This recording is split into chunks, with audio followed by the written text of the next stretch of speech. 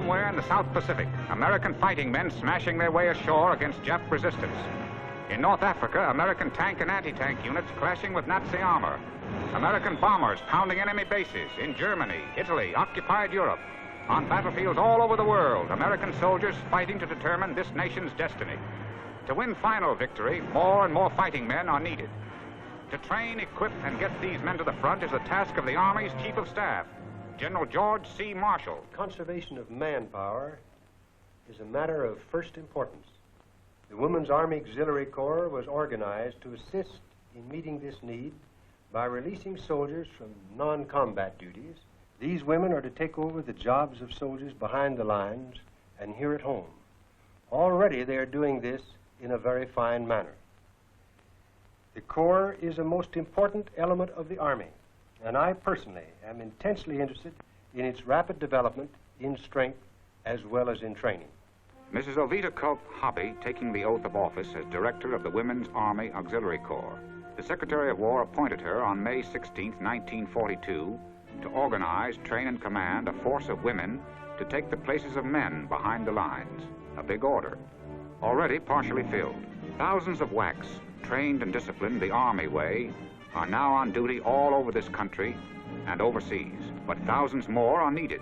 Women from all walks of life, sales girls, industrial workers, librarians, housewives, entertainers, office workers, executives, designers, teachers, college women, women of all races, all creeds, American women.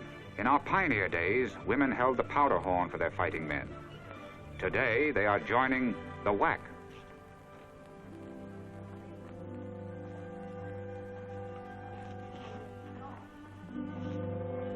Birth certificate? Yeah. Dependents? None. Do any job assigned? Just so long as I'll be of use. Good. Down the hall for your mental alertness test, please.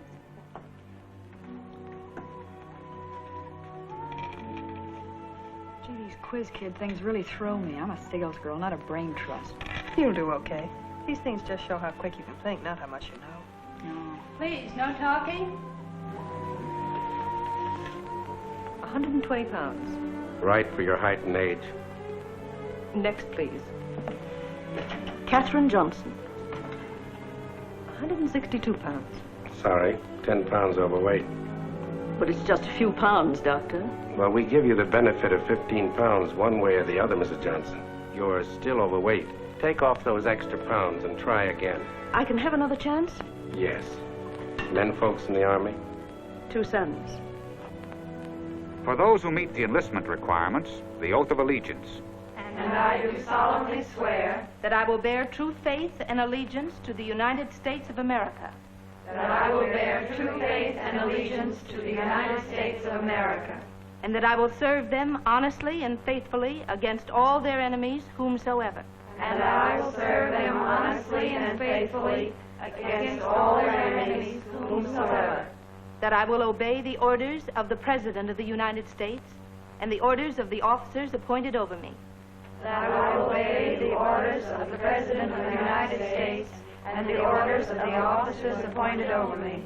According to the regulations of the Women's Army Auxiliary Corps and the Articles of War.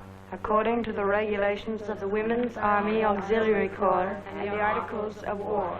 More recruits arriving every day for WAC training at Des Moines, Daytona, Oglethorpe, Devens, Polk, and other centers. More women to be trained, more women to become efficient soldiers behind the soldiers at the front.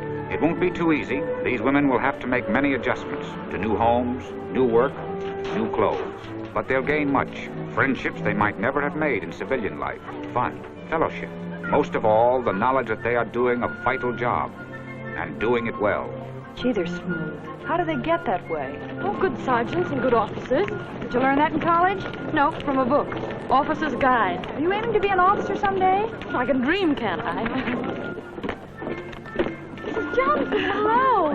Johnson and Streamline, too. How did you do? Oh, don't ask, child, don't ask. Supplies for the new arrivals. Everything uniform, from underwear to overcoats. Thank you. Greatest care is taken to fit shoes scientifically. Uniforms are fitted carefully fitted neatly. Measures to safeguard the health of the new WAC.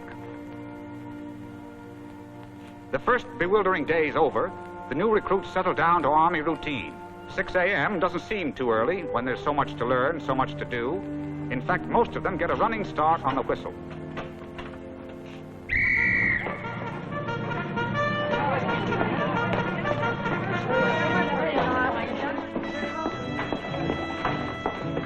I'm all fun. Well, up and through, then down and through. I think this is it right here.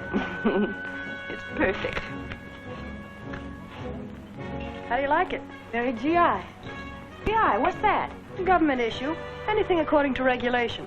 Very Army. GI? Oh, no insignia. Oh, gee. Who's this Pallas? Pallas Athena, goddess of victory and wisdom. Victory and wisdom? On the double!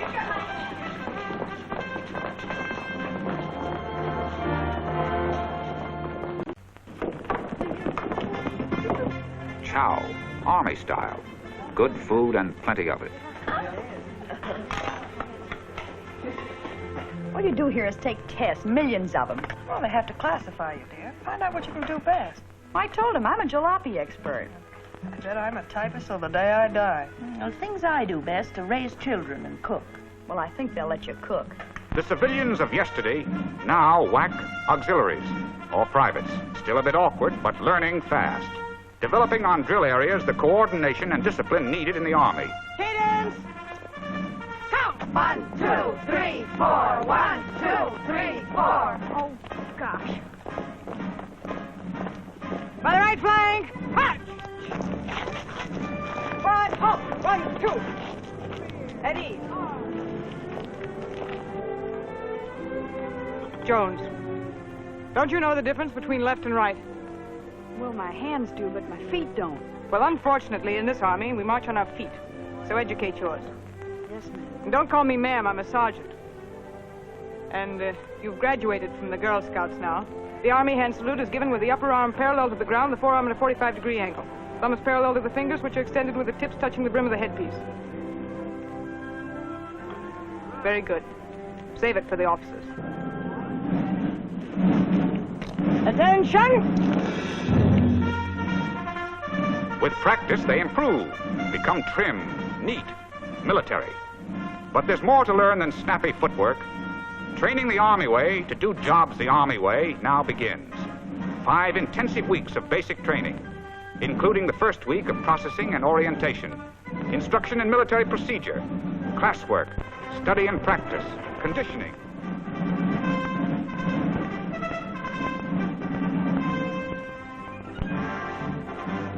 But it isn't all work. There's time out to relax and have fun. Time for shopping, cokes, and gab fest in the post exchanges.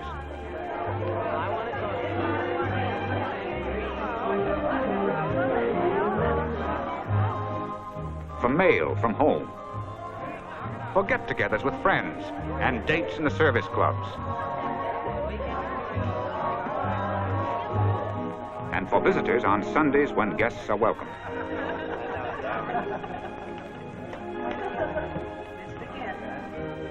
Finally, the end of the training period, the beginning of new careers.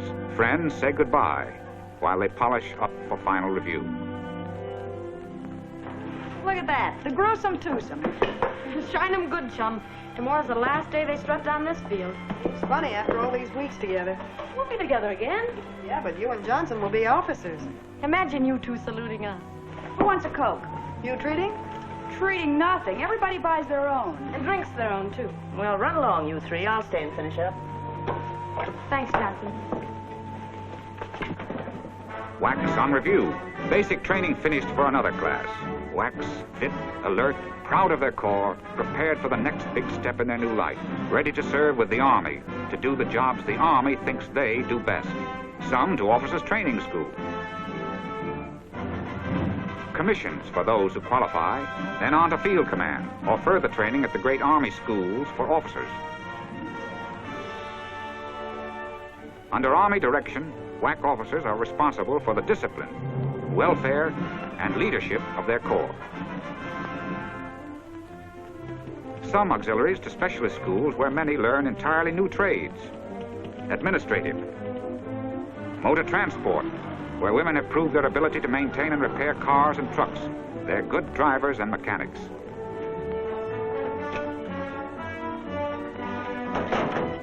Trained dietitians handle Army rations. Cooks and baker schools, where everyone takes their turn at KP, but observe the modern potato peeler. Radio operation and repair, requiring delicate precision work at which women are so adept. Switchboard operation, another job at which women excel. From training centers and specialist schools to every part of the United States to take over permanent assignments. Wax on the move, into the field, all of them, to take over the duties for which they have been trained. Self-reliant, self-sustaining units, trained to settle quickly in new quarters to get down to their job without delay.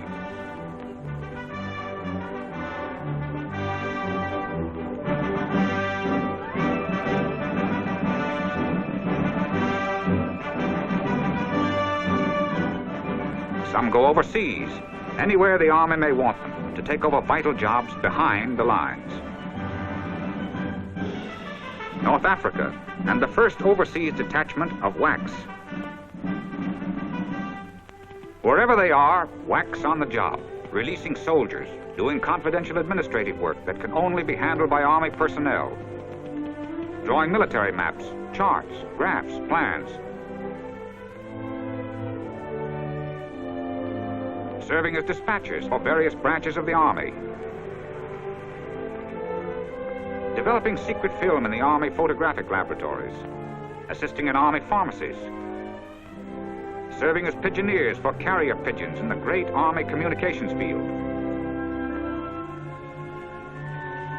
as radio operators who are highly skilled, issuing clothing in quartermaster warehouses, working in Army offices at various administrative activities, in the Army Post Office, fingerprinting, collecting their rations at the Army Commissary, replacing soldiers at switchboards.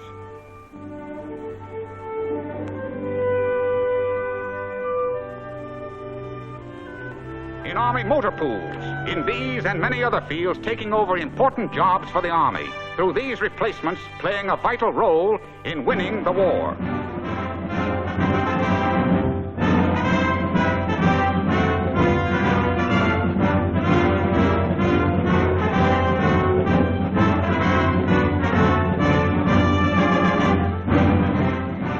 Here they are, WACS in mounting thousands. America's women soldiers, trained, disciplined, fulfilling the purpose for which their corps was created, releasing these men and countless others for combat duty, putting soldiers on the battlefields to win final victory.